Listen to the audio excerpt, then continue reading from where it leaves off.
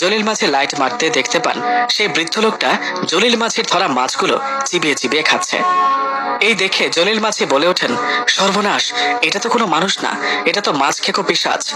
মাছ খেকো পিশাচ দেখে জলিল মাঝি লাইট ও নৌকার বইটা নিয়ে একটু সামনে এগোতেই পিশাচটা নদীতে লাফ দেন। এই দেখে জলিল মাঝি বুঝতে পারেন তাদের সাথে খারাপ কিছু ঘটতে যাচ্ছে। মাছ খেকো পিশাচ তাদের পিছু নিয়েছে। এই ভেবে সেখান থেকে দ্রুত গ্রামের ঘাটের দিকে আসতে থাকে। কিন্তু কিছু দূর যাবার পর জলিল মাঝি খেয়াল করে তাদের নৌকাটা আর চলছে না। মনে হচ্ছে পানির নিচ থেকে নৌকাটা কেউ টেনে ধরেছে। এমন অবস্থায় জলিল মাঝি বুঝতে পারেন এটা সেই পিশাচের কাজ।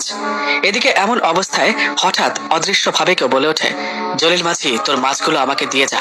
আওয়াজটা শুনে জলিল মাঝি বলেন, না, আমি কোনো মাছ দিতে পারবো না, এগুলো বেচে আমার সংসার চলে।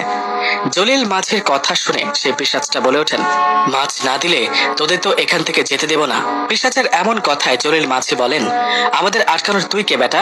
সাহস থাকলে সামনে এসে কথা বল। কথাটা বলে জলিল মাঝি নৌকা বাইতে থাকে, কিন্তু এতে কোনো লাভ হচ্ছে না। মনে হচ্ছে নৌকা একই জায়গায় দাঁড়িয়ে আছে।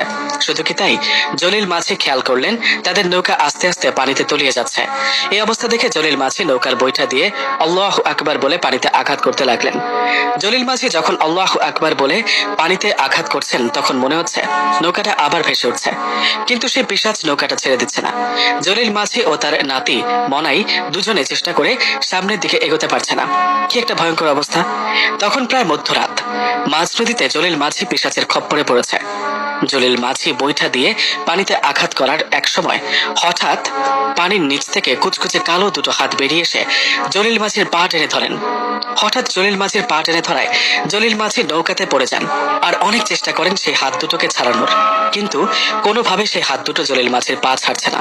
মনে হচ্ছে জলিল মাঝিকে টেনে পানিতে ফেলবে। জলিল মাঝির এমন অবস্থায় পাশে থাকা মনাই একটা কাজ করে বসে। মনাই পাশে থাকা নৌকার বইটাটা দিয়ে সেই কালো হাত দুটোকে আঘাত করতে থাকে। বেশ কয়েকটা আঘাত করার পর সেই কালো কুচকুচে হাত দুটো জলিল মাঝির পা ছেড়ে দেন। এদিকে পা ছাড়ার পর জলিল মাঝি বুঝতে পারেন পিশাচটা তাদের নৌকা ছেড়ে দিয়েছে। এই ভেবে জোরে জোরে নৌকা বাইতে থাকেন। এভাবে বেশ কিছু দূর আসার পর জলিল মাঝি ও মনাই দেখেন তাদের পেছন থেকে মনে হচ্ছে প্রচন্ড ঝড়